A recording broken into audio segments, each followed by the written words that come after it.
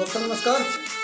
और आज का लाइव बहुत शानदार रहेगा, तो एक बार शेयर कर दें। हो गई है पीर पर्वत सी पिघलनी चाहिए, हो गई है पीर पर्वत सी पिघलनी चाहिए। इस हिमालय से कोई गंगा निकलनी चाहिए, इस हिमालय से कोई गंगा निकलनी चाहिए।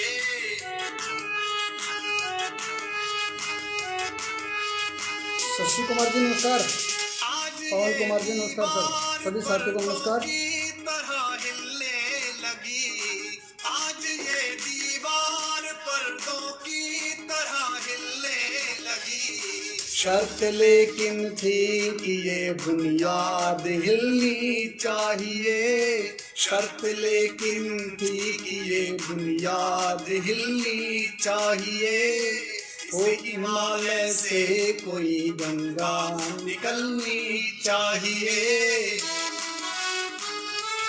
लाइव को शेयर कर दें। आज का लाइव बहुत शानदार रहेगा और आज हम भविष्यवाणी करेंगे एमएलएम इंडस्ट्री की कि 2035 में क्या होगा। तो शेयर करें। हर गली में, हर नगर हर गांव में, हर सड़क पर हर गली में, हर नगर हर गांव में, हाथ लहराते हुए हर लाश चलनी चाहिए, हाथ लहराते हुए हर लाश चलनी चाहिए। जल्दी से शेयर कर दे दोस्तों। हिमालय से कोई गंगा निकलनी चाहिए।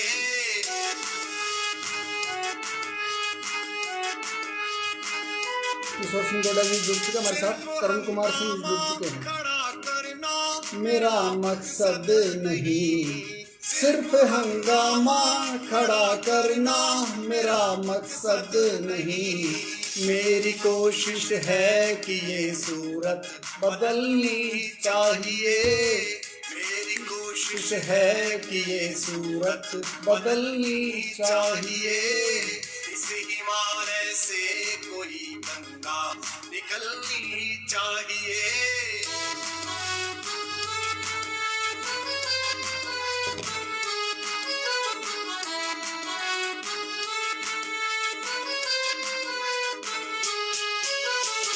मेरे सीने में नहीं तो तेरे सीने में सही, मेरे सीने में नहीं तो तेरे सीने में सही, हो कहीं भी आग लेकिन आग जलनी चाहिए, हो कहीं भी आग लेकिन आग जलनी चाहिए।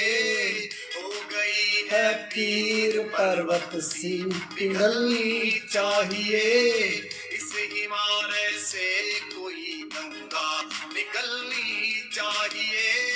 शर्त लेकिन थी कि ये बुनियाद हिलनी चाहिए, इस हिमालय से कोई गंगा निकलनी चाहिए। वाह जी वाह।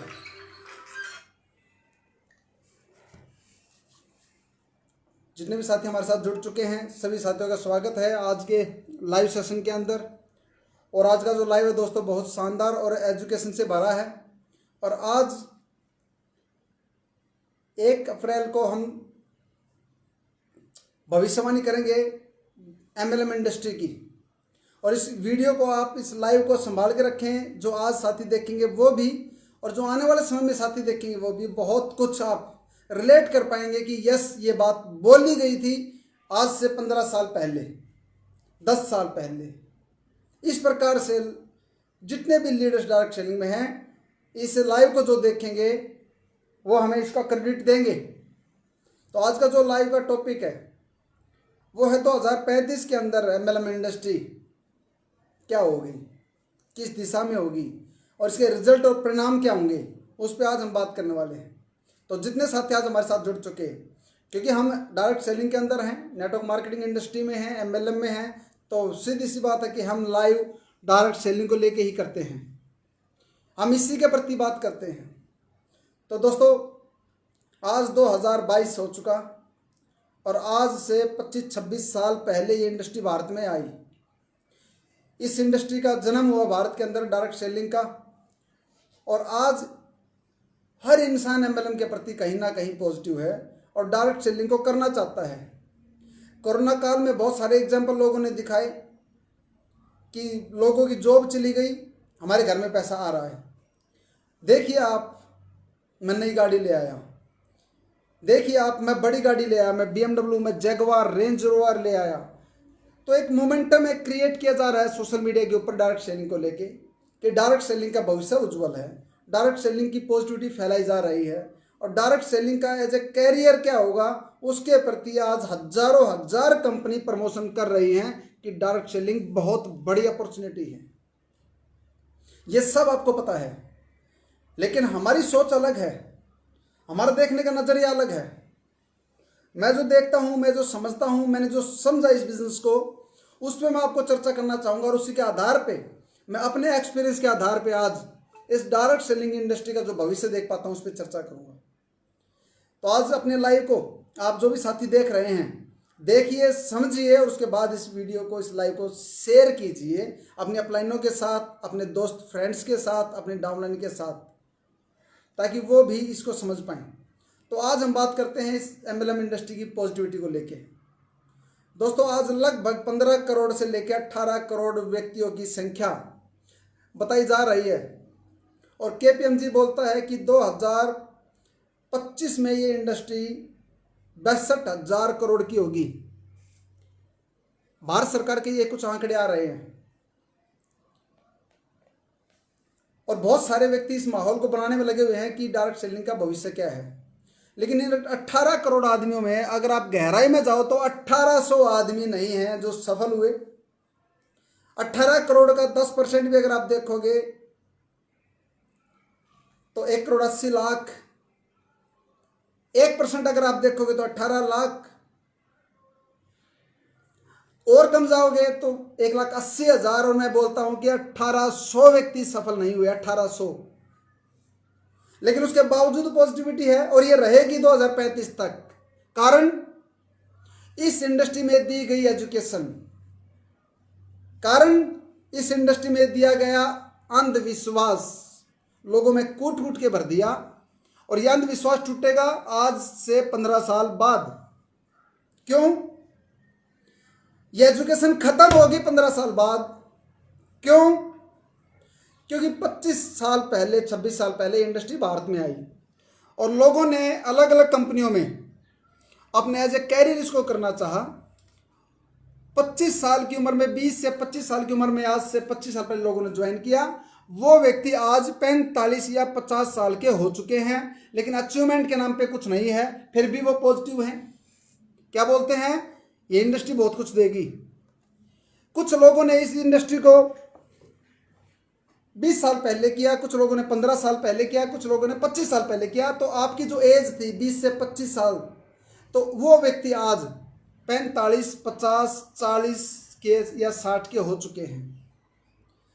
उन नेटवर्कर को देखिए जो आज 50 साल के हो गए, जो बोलते कि 20 साल पहले मैं इस इंडस्ट्री में आया था, लेकिन आज भी नई कंपनी ढूंढ रहे हैं। वो लीडर, वो नेटवर्कर जिन्होंने 20 साल पहले ज्वाइन किया था, वो आज भी कंपनी चेंज करने के लिए लगे हुए हैं। कोई अच्छा प्लेटफॉर्म नजर आए, कोई अच्छी कंपनी नजर आए, स्टेबिलिटी ढूंढ रहे हैं और एज ए कैरियर ढूंढ रहे हैं। 10 से 15 साल और ढूंढेंगे वो, और पॉजिटिव बातें करेंगे। क्या बोला था कि 6 महीने में, 1 साल में आपकी इनकम, जिंदगी बदल जाएगी। फिर एक नारा दिया गया डायरेक्ट सेलिंग के अंदर, एमएलएम के अंदर लीडरों ने, जो बिल्कुल बनी बनाई चीजें थी, प्री प्लान थी, कि 5 साल तक ये मत देखो आपको क्या आया, और 5 साल के बाद आपके बच्चे और आप स्विट्जरलैंड में जाके एनिवर्सरी मनाओगे, सालगिरह मनाओगे। 5 साल अपने टीवी और बीवी को छोड़ दे, फिर देखना सफलता। उन लोगों ने छोड़ दी थी, बीवी को भी छोड़ा, टीवी को भी छोड़ा, घर बर्बाद हुए, और एनिवर्सरी को भी त्याग दिया, तीज और त्योहार को भी त्याग दिया। लेकिन 5 साल भी हुए, उसके बाद फिर बोला कि भागना नहीं है, लगे रहो लगातार लगन से, कामयाबी मिलेगी एक दिन। 10 साल भी हुए, वो आज भी टिके हुए हैं। फिर 15 साल हुए, वो आज भी टिके हुए हैं। 20 साल लगे रहे, 25 साल लगे रहे, और आज उनकी उम्र 25, 50 साल, 55 साल, 40 साल से ज्यादा है। ठीक 15 साल और टिकेंगे वो। 10-15 साल और हैं उनके पास। उसके बाद उनकी उम्र 60 साल, 70 साल, 75 साल हो जाएगी, 65 साल से ऊपर हो जाएगी। और उस वक्त जब वो पीछे मुड़ के लखाएंगे, पीछे मुड़ के देखेंगे इतिहास को कि मैं 20 साल का था जब इस डायरेक्ट सेलिंग में आया, और 40 साल लगातार 45 साल इस इंडस्ट्री को देने के बावजूद आज मेरे पास क्या है, तो उसकी जेब में कुछ नहीं मिलेगा, उसके बीवी बच्चों में उसकी इज्जत नहीं रहेगी, उसके बच्चे उसको घर से बाहर निकाल देंगे। और उसके जो कीड़ा आज एमएलएम का डला हुआ है, वो दोस्तों उस टाइम पे उसको पीछे मुड़ के लखाए तो पता लगेगा कि उसको क्या मिला। 15 साल के बाद जब आपकी एज 60 साल, 70 साल होगी, 65 साल होगी, मैं दिखाऊंगा इस डायरेक्ट सेलिंग ने कितने लोगों को पागल बना दिया। सड़कों पे घूमते मिलेंगे वो लोग जो इस डायरेक्ट सेलिंग को जी रहे हैं, जो एज ए कैरियर करने के लिए आए थे इस बिजनेस को।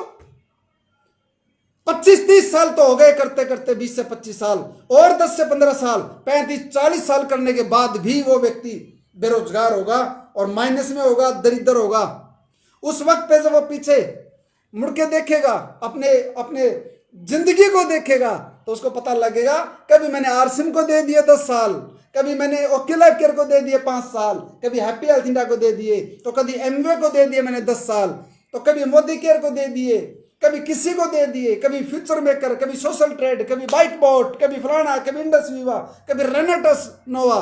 और आप देखोगे कि आपने कंपनी को बड़ा कर दिया और आप आज भी नई कंपनी ढूंढ रहे हैं। उस वक्त आप जब देखोगे ना सिर पे बाल होंगे, ना मुंह में दांत होंगे, शरीर काम करना छोड़ चुका होगा, ये फेक न्यूट्रिशन खा खा के और टेंशन के तौर पे आपके मुंह पे झुर्रियां आ चुकी होंगी और आप शरीर से कमजोर हो चुके होंगे। उस वक्त पे लोग आपसे पूछेंगे इस इंडस्ट्री ने आपको क्या दिया, तो आप कहेंगे इस इंडस्ट्री ने मेरा जिंदगी, मेरा जीवन तबाह कर दिया। और सड़कों पे ऐसे बहुत सारे व्यक्ति घूमते मिलेंगे टाई बांध के। मैं मीटिंग में जा रहा हूं, आज मेरी मीटिंग है, आज तो मेरा सेमिनार है, मुझे सेमिनार में उतार दोगे क्या, ताल कटोरा जाना है। ऐसे पागल आपको सड़कों पे मिलेंगे जो अपने बीवी बच्चों को कहेंगे बेटा 100 रुपये दे दे, सेमिनार है, हमारे गुरुजी आ रहे हैं प्रोग्राम देने के लिए। भाई साहब दोगे 100 रुपये, ट्रेनिंग में जाना है। भाई साहब 500 रुपये दे दो, मुझे होप इवेंट में जाना है, मुझे उम्मीद देंगे वहाँ पे होप इवेंट के अंदर कि मैं कैसे कामयाब हो जाऊँगा। 60-60, 70 साल के व्यक्ति, क्योंकि कर्जवान हो चुके होंगे, बच्चों में इज्जत जा चुकी होगी। यहाँ से आप 40 साल 45 साल एमएलएम करने के बाद आपको पता लगेगा कि आपको तबाह कर दिया। तो सड़कों पे लोग फटे हाल और मीटिंग देते मिलेंगे आपको सड़कों में, पार्कों में। ये मेंटल लीडर जो आज कहते हैं कि एज ए कैरियर हम इस इंडस्ट्री को करना चाहते हैं, ये मत देखो क्या आया, 5 साल टिके रहो, 10 साल टिके रहो, कोई कुछ बोले छोड़ना नहीं है, लगे रहो लगातार लगन से, कामयाबी मिलेगी एक दिन। उस 70 साल की उम्र आपको पता लगेगा वो एक दिन नहीं आया। आया क्या, मिला क्या, कर्जा, और आपने अपने बीवी बच्चों को कुछ नहीं दिया इसके चक्कर में। तो ऐसे बहुत सारे लोग आपको चौराहों पे मिलेंगे जो एमएलएम वालों को पत्थर मारते मिलेंगे। आपको चौराहों के ऊपर ऐसे बहुत सारे बुजुर्ग मिलेंगे, अपाहिज मिलेंगे, जो अपने बाल ऐसे खरोचते मिलेंगे और टाई वालों को देख के एम्बलम का नाम लेने वालों के पीछे डंडा लेके पड़ जाएंगे, पत्थर उठा के मारेंगे कि क्या एम्बलम इंडस्ट्री चला रहे हो, कुछ नहीं है एम्बलम, मैंने अपनी जिंदगी के 50 साल दे दिए एम्बलम को, मैंने 40 साल दे दिए। एम्बलम को सुनना पसंद नहीं करेंगे। यह 18 करोड़ आदमी भारत के अंदर पागल हो जाएंगे और एम्बलम वालों को देखकर पत्थर फेंकेंगे, चाटे मारेंगे, आपके कपड़े, आपके ब्लेजर को फाड़ देंगे। वो लोग जो 18 करोड़ आदमी आज से 15 साल बाद सड़कों पे हर गली हर गांव में मिलेंगे, वो मेंटल जो टाई वालों को देख के जान से मारने की कोशिश करेंगे। क्यों? उनकी जिंदगी बर्बाद कर दी डायरेक्ट सेलिंग ने, एमएलएम कंपनियों ने। झूठ बोल बोल कर और 5 साल और 5 साल और 1 मार्च और 1 सितंबर, नेक्स्ट मार्च, नेक्स्ट ईयर करते करते कि ये बिजनेस इसलिए नहीं चल पाया क्योंकि पिछले साल तो कोरोना आ गया, अगले साल फिर लगे रहे, फिर कहेंगे कि 3 साल तक कोरोना ने खराब कर दिए, जीरो से शुरुआत मानो आप 2022 में। ये मान लो कि बिजनेस आज से शुरू कर रहे हो और आज से 5 साल देना शुरू कर दो, फिर ऐसी बातें करेंगे अपलाइन। कितनी कंपनियां आई, कितनी कंपनियां गई। तो दोस्त आज से 15 साल बाद नेगेटिविटी फैलेगी, आज नहीं फैल रही। आज हम लोगों को जगा रहे हैं कि छोड़ दो एमएलएम को, मत पड़ो चक्कर में। ये डायरेक्ट सेलिंग आपको बर्बाद कर देगी। कोई और धंधा, अपना बिजनेस, अपना सेल्फ एम्प्लॉयमेंट का कोई काम कर लीजिए, मजदूरी कर लीजिए, मेहनत कर लीजिए। लेकिन लोग क्या बोलते हैं, जिद पकड़ते हैं। जेपी धनखड़ नहीं हुआ होगा कामयाब, मैं होऊंगा कामयाब। शशि कुमार नहीं हुआ होगा आरसीएम में कामयाब, मैं होके दिखाऊंगा कामयाब। अरे घनश्याम घबरानी ने क्या 16 साल तो किया था आरसीएम, मैं करके दिखाऊंगा। इस प्रकार की बातें बोलते हैं कि सिद्धार्थ भी तो कामयाब हुआ वेस्टेज में, मैं भी कामयाब हो जाऊंगा। सोनू शर्मा भी तो कामयाब हुआ, मैं भी कामयाब हो जाऊंगा। 16 साल बाद भी कंपनी बदलनी पड़ी सोनू शर्मा को, क्यों? क्या कैरियर है? और ऐसे 18 करोड़ आदमी आज से 15 साल के बाद हर गली, हर घर, हर नुक्कड़, हर गांव, हर छोटी ढाणी में पागल मिलेंगे आपको एमएलएम के। तब फैलेगी नेगेटिविटी, तब रोक के दिखाना इस बिजनेस को, तब चला के दिखाना इस बिजनेस को। आज से 2035 के अंदर, 2035 के बाद दोस्तों एमएलएम चलने वाली नहीं है। बोलते कि केपीएमजी की रिपोर्ट है 65,000 करोड़ की हो जाएगी, हो जाएगी। लेकिन केपीएमजी ने यह नहीं बताया कितने लोग सफल होंगे। आज तक किसी ने कोई सर्वे नहीं कर रखा कि कितने आदमी सफल होंगे, कितने फेल हो चुके। बिजनेस हो जाएगा, यानी कि लूट, जो आज 8-10 करोड़ की लूट है, वो लूट बढ़ जाएगी। ये कंपनियां और बड़ी हो जाएंगी। लेकिन इनका क्या होगा जो लगे हुए हैं? आज मैं देखता हूं घनश्याम घबरानी जी 50 साल से ज्यादा हो चुके, 20 साल अपने दे दिए एमएलएम इंडस्ट्री को, 30 साल की उम्र में लगे थे, लेकिन आज कर्जे में हैं, आज माइनस में हैं। ऐसे कितने उदाहरण हैं, बहुत सारे, लाखों व्यक्ति हैं। लेकिन आज भी वो इस इंडस्ट्री से पॉजिटिव हैं, क्योंकि अभी भी थोड़ा सा भरम बाकी है, कुछ उम्मीद बाकी है, वो भी दूर होगी 10 साल 15 साल बाद। मैं एक ही बात बोलता हूं दोस्तों, जो अभी गाना चल रहा था कि हो गई है पीर पर्वत सी पिघलनी चाहिए, पीर पीड़ा पर्वत पहाड़, हो गई है पीड़ा पहाड़ जितनी बड़ी ये पिघलनी चाहिए, और इस हिमालय से कोई गंगा निकलनी चाहिए। महज हंगामा खड़ा करना हमारा मकसद नहीं, हमारी कोशिश है कि यह सूरत बदलनी चाहिए। और मेरे सीने में ना सही, आप लोगों के सीने में सही हो कहीं भी आग, मगर ये आग लगनी चाहिए, ये आग लगनी चाहिए। कौन रोकेगा, कौन लगाएगा लगाम? मैं आपसे पूछता हूं। फ्यूचर मेकर ने हिंदुस्तान को लूटा, हजारों करोड़ का घोटाला हुआ, और भारत सरकार ने आज राधे श्याम को अंदर भी डाल दिया। जो भी प्रॉपर्टी थी उसको रोक लिया गया, ब्लॉक कर दिया। जो उसका अकाउंट थे उसको सीज कर दिया गया। जो नेशनल प्रमोटर थे उनके पैसे, उनके अकाउंट को सीज कर दिया। लेकिन क्या जिन लोगों के अकाउंट से पैसा निकला उनको दिया? अकाउंट में किसके गया? सरकार ने उनको पकड़ लिया, लेकिन जिसके अकाउंट से गया फिर वापस क्यों नहीं दिया? मैं आपसे पूछता हूं दोस्त, बाइक बोट, जिन जिन लोगों के अकाउंट में पैसा गया वो तो ब्लॉक कर लिया, पैसा तो हड़प लिया गवर्नमेंट सरकार ने, लेकिन जिनके अकाउंट से गया था उनको क्यों नहीं दिया? सोशल ट्रेंड ने लोगों को लूटा। दोस्तों खुद जागना होगा। सिर्फ सरकार के भरोसे, सिर्फ गाइडलाइन के भरोसे काम नहीं चलेगा।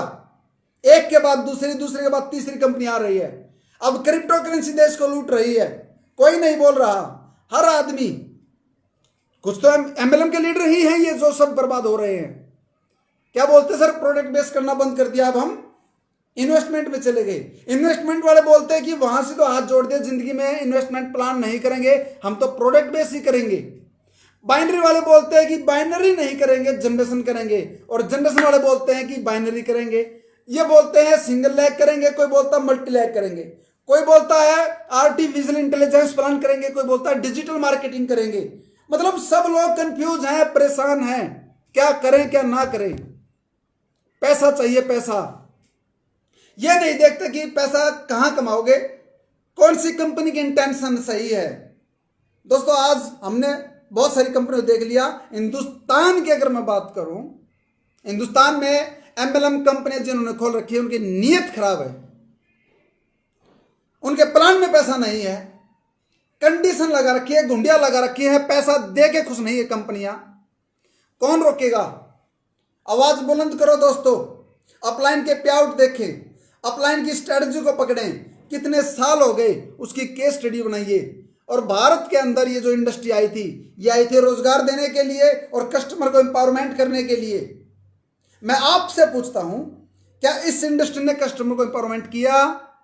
नो। जो आपका घर का खर्चा पहले 5-10 हज़ार था वो 15-20 हज़ार कर दिया। मैं आपसे पूछता हूं, क्या प्रोडक्ट सस्ते दिए इस इंडस्ट्री ने? नो। क्या क्वालिटी मार्केट से अच्छी दे दी? तो फिर एक बार नो। मार्केट के अंदर वो प्रोडक्ट बिकता है जिसकी क्वालिटी है, मार्केट के अंदर वो प्रोडक्ट बिकता है जो रिजल्ट ओरिएंटेड है, मार्केट के अंदर वो प्रोडक्ट बिकता है जिसकी पैकिंग अच्छी है, और मार्केट के अंदर वो प्रोडक्ट बिकता है जिसका रेट सही है। लेकिन अब मैं बात करता हूं डायरेक्ट सेलिंग एमएलएम की। इसके अंदर वो प्रोडक्ट बिकता है जो मार्केट में नहीं बिकता। इन कंपनियों को वो कंपनी प्रोडक्ट मैन्युफैक्चर करके देती है जो मार्केट में नहीं चला पाई। इनकी पैकिंग हल्की होती है, इनकी क्वालिटी हल्की होती है, और इनके रेट 10 गुना, 100 गुना, 2000 गुना ट्रेडिशनल मार्केट से। दोस्तों कस्टमर को इंप्रूवमेंट नहीं किया। अब दूसरी बात, एम्प्लॉयमेंट, रोजगार देने के लिए इंडस्ट्री बनी थी, तो क्या रोजगार दिया? रोजगार छीन लिया। रोजगार देने की बजाय रोजगार को छीन लिया। जो व्यक्ति अपना डॉक्टर थे, प्रैक्टिस करते थे, वो सब वो डिबिया बेचने लगे, प्रैक्टिस खत्म। जो व्यक्ति गवर्नमेंट जॉब में थे बर्बाद हो गए। सिरसा के अंदर एक बंदा गवर्नमेंट जॉब पे था, एक कंपनी में ज्वाइन हुआ, फुल टाइम हुआ, 0। एक बंदा जींद के अंदर बर्बाद हो गया, वो दिखेगा वहां पे क्योंकि कैमरा साइड में इसका। एक आदमी ने बहादुरगढ़ के अंदर जॉब छोटी, बर्बाद हो गया। पानीपत में छोटी, बर्बाद हो गया। रेवाड़ी के अंदर छोटी, बर्बाद हो गया। झज्जर में बर्बाद हुआ, रोहतक में बर्बाद हुआ। कितने लोगों ने गवर्नमेंट की जॉब छोड़ दी कि ये जॉब तो नौकर व्यक्ति करते हैं, जॉब तो बेवकूफ इंसान करते हैं। और बिजनेस तो नेटवर्कर जो है, नेटवर्क मार्केटिंग तो बहुत अमीर आदमी, बिजनेस से अमीर बनोगे। सुंदर पिचाई ने तो नहीं किया बिजनेस। फिर ये विवेक बिंद्रा जी क्यों नहीं कर रहे डायरेक्ट सेलिंग? संदीप महेश्वरी जी क्यों नहीं कर रहे डायरेक्ट सेलिंग? ये जितने अमीर आदमी हैं डायरेक्ट सेलिंग से अमीर हुए क्या? दोस्तों इस बाउंडर को तोड़िए। जो बोलते थे कंपनी के प्लान में पैसा है तो आएगा, डिस्ट्रीब्यूशन सही होना चाहिए, और कंपनी का डिस्ट्रीब्यूशन सही नहीं है। आप देखिए एक बार डायरेक्ट सेलिंग कंपनियों को, ये सिर्फ आपको गुमराह कर रहे हैं। जिम कॉर्बेट के नाम पे, नैनीताल के नाम पे, गोवा ट्रिप के नाम पे, थाईलैंड ट्रिप के नाम पे, और इस प्रकार से आपको कभी जम्मू कश्मीर लेके जा रहे हैं, कभी जयपुर लेके जा रहे हैं, कभी कहीं आपको टिकने नहीं दे रहे। इनका खर्चा कम, आपके खर्चे ज्यादा हैं। जब भी कंपनी कोई टूर देती है उसमें ज्यादा खर्चा किसका है, आपका या कंपनी का? कंपनी तो प्रोडक्ट से निकाल लेगी, खर्चा आपका ज्यादा है, रनिंग एक्सपेंसेस आपके ज्यादा हैं, और टारगेट के चक्कर में बल्क बाइंग आप करते हैं, और कंपनी आपको समझती है बेवकूफ, मूर्ख। जब आप स्टेज पे जाते हो सब झूठ बोल रहे हैं, सबको पता है कि मैं झूठ बोल रहा हूं, सबको पता है मेरी अपलाइन झूठ बोल रही है, सबको पता है मेरी डाउनलाइन झूठ बोल रही है, तो बोल किससे रहे हो? खुद से, अपने आप से।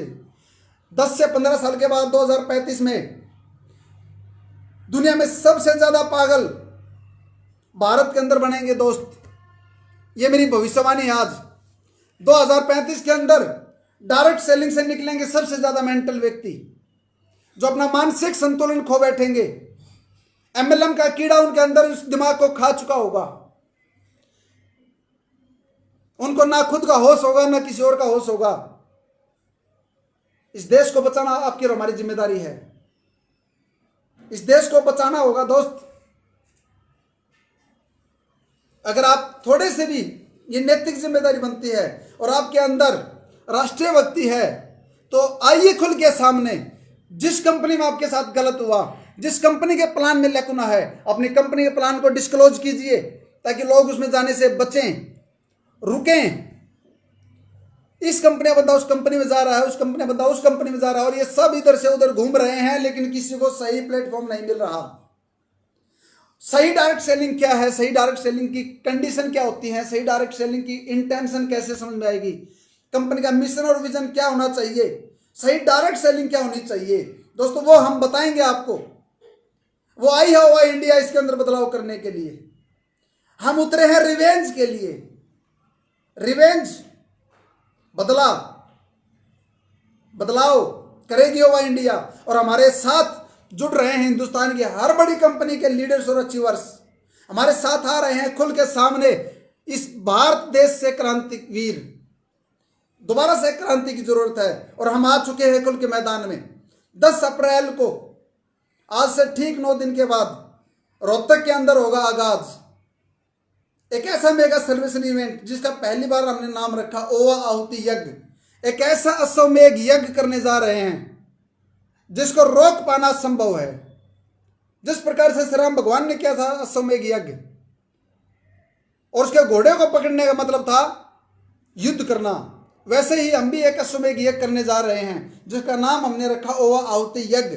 10 तारीख को 5 बजे से रात के 10 बजे तक प्रोग्राम रहेगा और हमारा घोड़ा होगा हमारा डिस्ट्रीब्यूशन सिस्टम, हमारा मार्केटिंग प्लान। 10 तारीख को हम आपको बताएंगे ओवा इंडिया की इंटेंशन क्या है, हमारी क्या है नीयत, हमारा मकसद क्या है, हमारा मिशन क्या है इस ओवा इंडिया को लेकर आने का, और हमारा विजन कहां तक जाने का है, और हम क्या चाहते हैं इस इंडस्ट्री के अंदर, क्या बदलाव और बगावत चाहते हैं, किससे बदला लेना है। और हमारे लीडर्स के प्याउट बताएंगे आपको, हमारे लीडर्स की अचीवमेंट बताएगी कि हमने क्या किया। तो 10 तारीख को दोस्तों आप किसी भी एमएलएम कंपनी में काम कर रहे हो, डियर फ्रेंड्स, आपकी अपलाइन कभी नहीं चाहेगी कि आप उनको छोड़ के आए। चले आइए आप बेखौफ निडर होके। 10 तारीख को रोहतक ओवा हेड ऑफिस और शामिल होइए ओवा आहुति यज्ञ में। ये एक रात आपकी जिंदगी के अंदर आपके सालों बचा देगी। ये एक दिन आपकी जिंदगी के अंदर आपको बहुत लाखों रुपए बचा देगा, आपकी जिंदगी का अहम पल बचा देगा और एमएलएम की सच्चाई आपके सामने आ जाएगी दोस्तों 10 अप्रैल को। तो कोई भी कंपनी करते हो मत घबराइए, मत डरिए कि कोई फोटो खींच लेगा तो क्या होगा, कोई वीडियो बना देगा तो क्या होगा। अरे आज बीजेपी वाले कांग्रेस वालों के पार्टियों में जाते हैं, शादियों में जाते हैं, कांग्रेस वाले बीजेपी की नेताओं की शादियों में वहां जाते हैं, ये एक साथ डिनर करते हैं, एक साथ रिश्ते करते हैं। कांग्रेस का जो है पार्टी का लीडर या मंत्री बीजेपी वाले के घर में बेटी देता है, बीजेपी वाला आम आदमी पार्टी के घर में बेटी देता है, आम आदमी वाला अकाली दल के घर में बेटी देता है। तो जो ये भी एक साथ बैठते हैं दोस्त, ये भी इकट्ठे रहते हैं, तो आप और हमें दुश्मन नहीं है। आपका भी सपना कामयाब होना है, हमारा भी सपना कामयाब होना है। हम भी तरक्की चाहते हैं, आप भी तरक्की चाहते हो, और हर एमएलएम में काम कर रहा लीडर एक ही मकसद है, सफलता सफलता सफलता। कब होंगे सफल? तो हम सब सफलता चाहते हैं, सफलता की बात करना चाहते हैं, लेकिन दिमाग वाला व्यक्ति वो है जो दूसरों के विचारों को सुने, जो तर्क वितर्क करे, जो कुएं के से बाहर निकल के सोचे, संकुचित सोच ना रखे। कोई फोटो उतार लेगा क्या होगा, प्लान देखना चाहिए, इंटेंशन को समझना चाहिए। फ्री ऑफ कॉस्ट प्रोग्राम कर रहे हैं, कोई टिकट नहीं, कोई गेट पास नहीं, कोई 100 200 300 500 1000 की टिकट नहीं, रहना खाना फ्री। 10 तारीख को शाम को प्रोग्राम है, तो आप 9 को पहुंच सकते हैं। अगर आप दूर से हैं तो 9 तारीख को भी आइए, आपका रुकने और खाने की व्यवस्था हमने की, फ्री में की, कंपनी खर्चा कर रही है। 10 तारीख को आप मॉर्निंग में आ जाइए और 10 तारीख को शाम को 5 बजे से लेकर रात के 10 बजे तक प्रोग्राम करेंगे। उसके बाद रुकने की, खाने पीने की व्यवस्था आपकी हमने कर रखी है। 11 को भी आपको खाना मिलेगा, सुबह भी मिलेगा, दोपहर को भी मिलेगा, यानी आप 9-10 को आ सकते हैं और 11 तक हम आपका व्यवस्था करेंगे। रोहतक में पहुंचने के बाद 1 रुपए खर्च नहीं होगा आपका, पूरा दिन चाय पानी खाना पीने की व्यवस्था जैसी हमसे बेस्ट से बेस्ट हो पाएगी वो हम आपको करेंगे। हम ये तो नहीं बोलते कि गाला डिनर कराएंगे, लेकिन जो 2 वक्त की रोटी होती है वो हम आपको जरूर देंगे दोस्त, और जो हम खाएंगे वो आपको मिलेगा, जो हम जहां रहेंगे वहां आप रहोगे। तो ये 1000 से 1200 लोगों की गैदरिंग हम तक पहुंच चुकी है, आ रहे हैं लोग। तो आपने ओवा इंडिया ज्वाइन की है तो जरूर आइए, और नहीं की है तो समझने के लिए आइए कि ओवा इंडिया क्या करना चाहती है, ओवा इंडिया ने ये जो क्रांति खड़ी की है इसकी नींव क्या है, इसका मकसद क्या है। तो चलिए आइए 10 तारीख को, 10 अप्रैल को Rohtak head office program the royal garden के अंदर हम करने जा रहे हैं, हेड ऑफिस पे।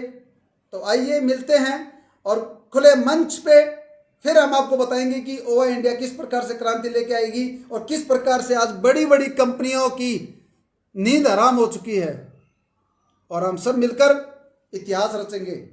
तो आप किसी भी कंपनी में काम करते हैं, दौड़ाइए, आज छुट्टी ले लीजिए, अपॉइंटमेंट ले लीजिए, अपनी रिजर्वेशन करवा लीजिए। दिल्ली से आपका 25 मिनट का रास्ता है मेट्रो से जब आप आओगे, और रोहतक स्टेशन लगता है, समाल स्टेशन है, कलावड़ में भी स्टेशन है, तो आना बहुत आसान है रोहतक। आप हमारे मेहमान हैं, हमारे भगवान तुल्य हैं, आप हमारे बड़े भाई छोटे भाई हैं, हमारी बहन है। निसंकोच चले आइए ओवा मंदिर में। ये कंपनी नहीं, एक क्रांति है, आप सब की है। तो मिलते हैं दोस्तों 10 अप्रैल को, एक नया मिशन, एक आगाज शुरू कर रहे हैं। अब तक जो लोगों ने देखा ओवा इंडिया का ट्रेलर था, फिल्म स्टार्ट होगी 10 तारीख को, और हमारे बीच में आ रहे हैं बड़े बड़े पदाधिकारी, AIS अधिकारी, IPS, DSP, राष्ट्रीय अध्यक्ष, होम मिनिस्ट्री से कुछ लोग, बड़े बड़े ओहदे से व्यक्ति आ रहे हैं। तो आपको पता लगेगा कि हम कितने लीगल हैं, आपको पता लगेगा कि हम कितना बड़ा करने के लिए आए हैं और हमारे पीछे कितनी बड़ी ताकतें हैं, वो आपको देखने को मिलेगी 10 अप्रैल को। अंडरग्राउंड नहीं कर रहे, हिडन नहीं कर रहे, खुलेआम सभी अधिकारी आपको मिलेंगे। तब आपको पता लगेगा कि ओवा इंडिया क्या है। तो थैंक यू, जय हिंद, जय भारत, वंदे गो मातरम, वंदे मातरम। Thank you, thanks a lot.